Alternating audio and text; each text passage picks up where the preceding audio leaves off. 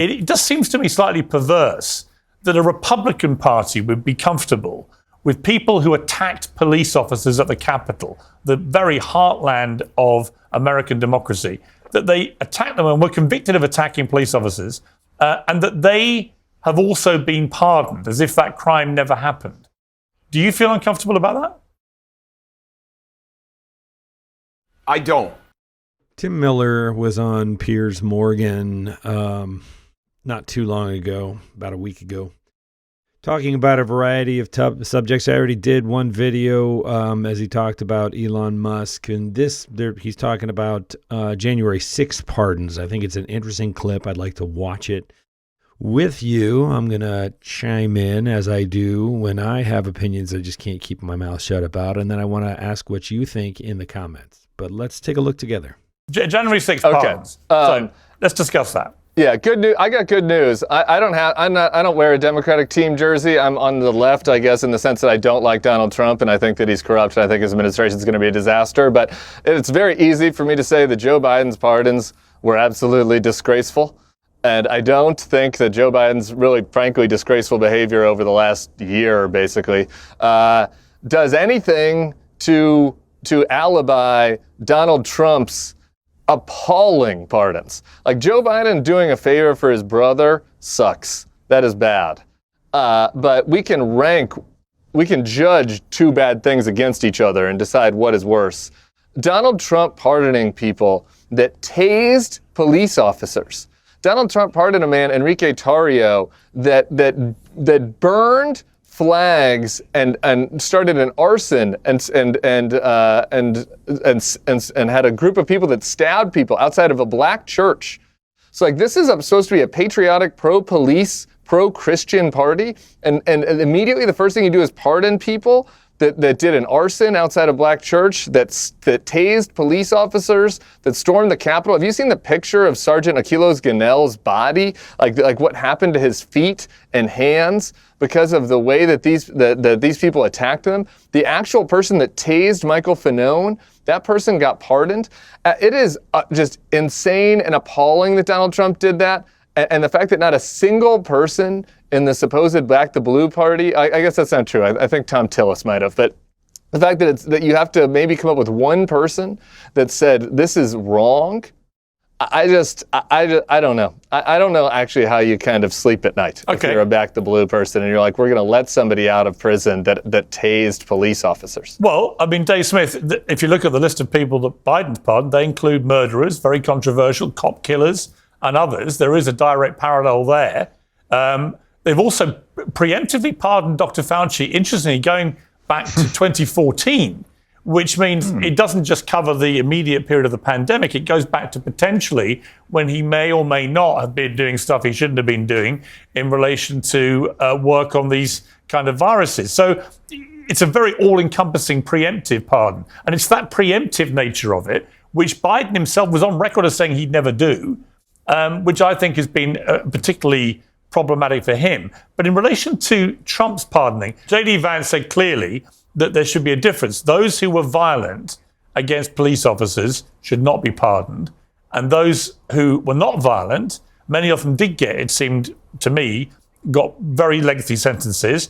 They should be pardoned. And that's what Trump has done. But he went further. He went and pardoned the violent ones too. So he went against what his own party, senior members, his own vice president wanted him to do. So what do you feel about all this? Well, I mean, my perspective on this, and because I am a radical libertarian, and I do believe in laissez-faire free market economy, which we do not live under. But I think it's interesting that people almost have this kind of police state mentality, whereas we're asked here, how can you sleep at night knowing that there are some violent, crew who, I don't know, I guess only did a few years in brutal conditions and are not going to continue to be in prison. And yet, personally, I subscribe to kind of the classical liberal idea of better 100 guilty men roam free than one innocent person is put in jail. And so my focus, how do you sleep at night, is much more about the nonviolent people who were so brutally, essentially tortured by the state. By the way, one other one which is very tortured by the state.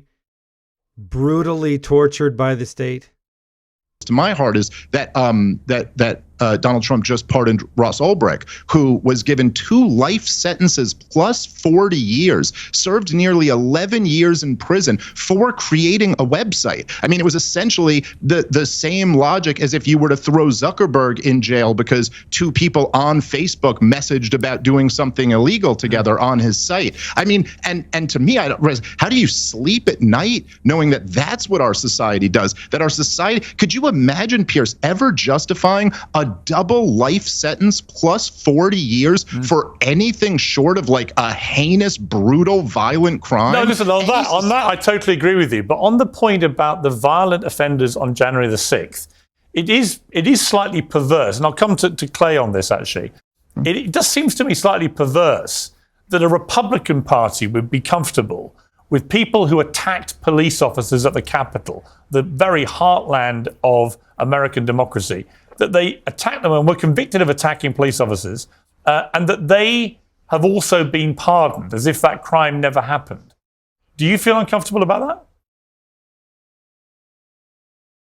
I don't. And let me explain why. I've been making this argument. I was on The Fringe making this argument for years.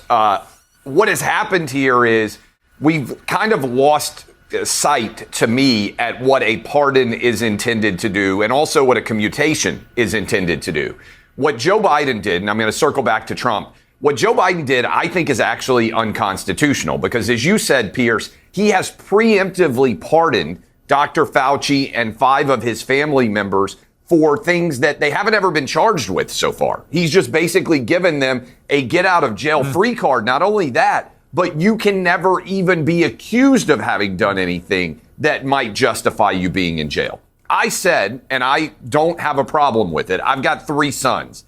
If I were Joe Biden and Hunter Biden, my son had been convicted of felonies and he was potentially going to go to prison, as he was. And as part of that, I believed that he was being prosecuted to a certain extent because of my political background. I would pardon my own sons. I went on. I don't have a problem with that. I expected him to do it. My issue there is he lied and said he wouldn't do it. Oh, no. Joe Biden lied? Thank God we have a president now who doesn't do that. And I think a lot of dads and moms out there said, of course he's going to do this, right? But Hunter Biden was tried and convicted. That's what a pardon's for. His 5 brothers and sisters and Fauci, preemptively, that shouldn't happen. Now, on the Trump side, I don't have a problem with it at all because these individuals were all convicted. Many of them had already begun to serve sentences. They were prosecuted politically in a way that did not occur for all of the BLM protesters that were burning down police stations, that were engaging in violent acts. Well, many people involved in those did actually get convicted of crimes. Led to violence differently. And so Trump is now saying, well, they've served their time. I think they have been punished beyond what they would have been punished if this hadn't been a Capitol riot, if it had been a riot that was going on in Washington, D.C. for months, as we saw with BLM. And in one fell swoop, rather than get into the intricacy and the nuance and say, hey, this guy's going to be treated differently, he just said, I'm putting this behind us. This is no longer going to be the argument that this is a worse day than Pearl Harbor, January 6th, or that this was the most dastardly and awful day for the Republic since the Civil War. We're putting this all behind us. One more thing. I wish Biden had pardoned Trump.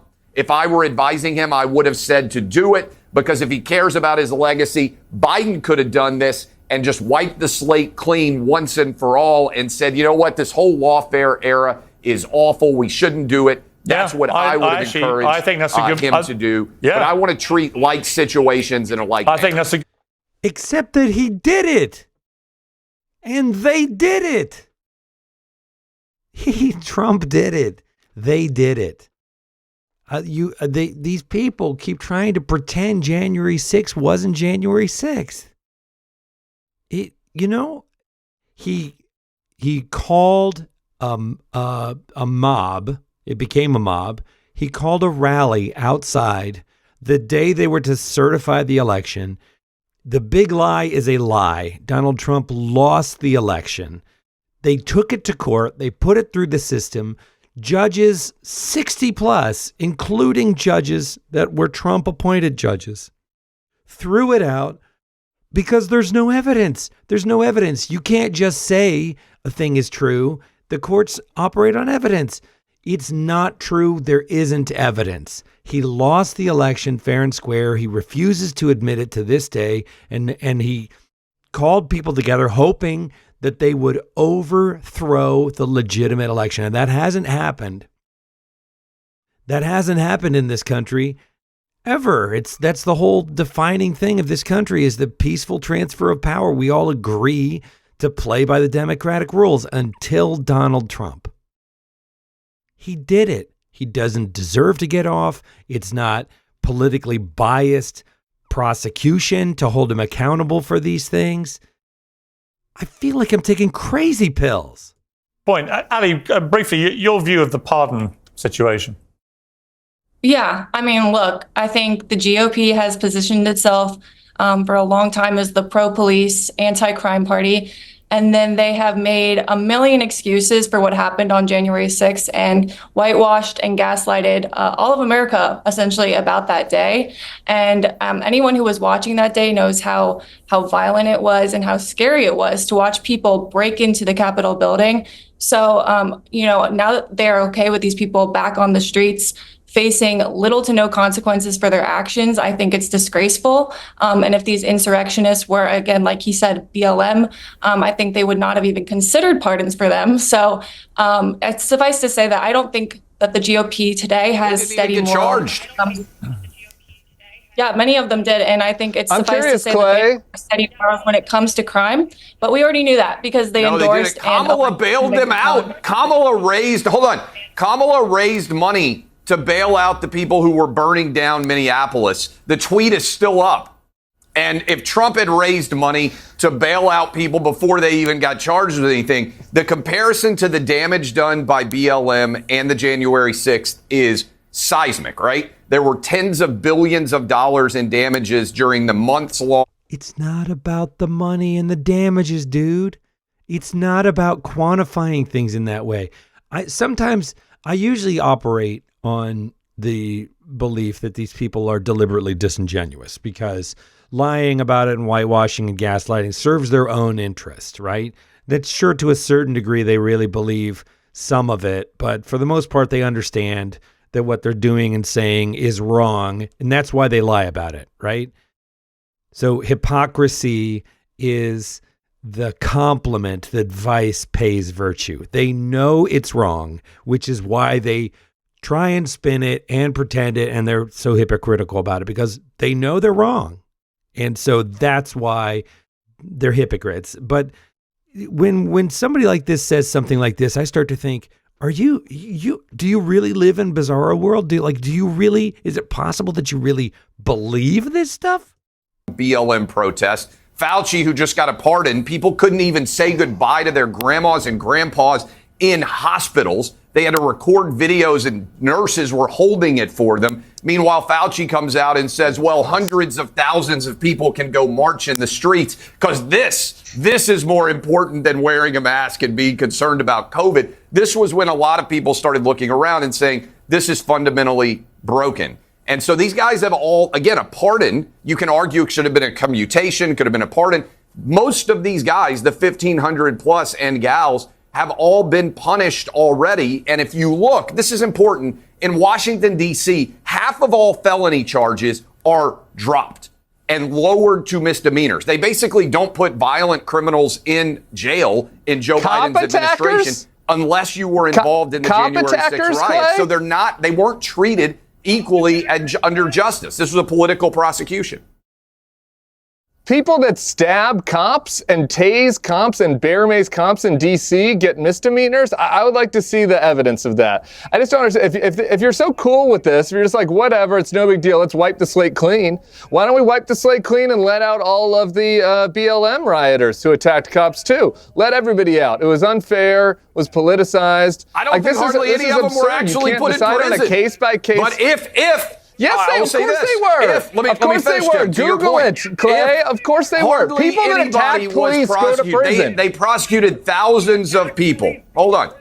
If there are I'll follow up. If there are BLM protesters who were put in prison and are still there because of the actions that they undertook, the actions that they undertook, and they were prosecuted far more so than somebody who was accused of carjacking or someone who was accused of a robbery that was not politically related, I would also support them being released from prison, because if they were treated unfairly relative to the standard of the law, to me, that is an injustice. We have to treat like crimes in a like manner, regardless of race, gender, politics, ethnicity, or anything else. Okay. If we're not doing that, then I think we have a banana kangaroo republic. And to me, that is what, to a large extent, Washington, D.C. justice has become, justice in quotation marks.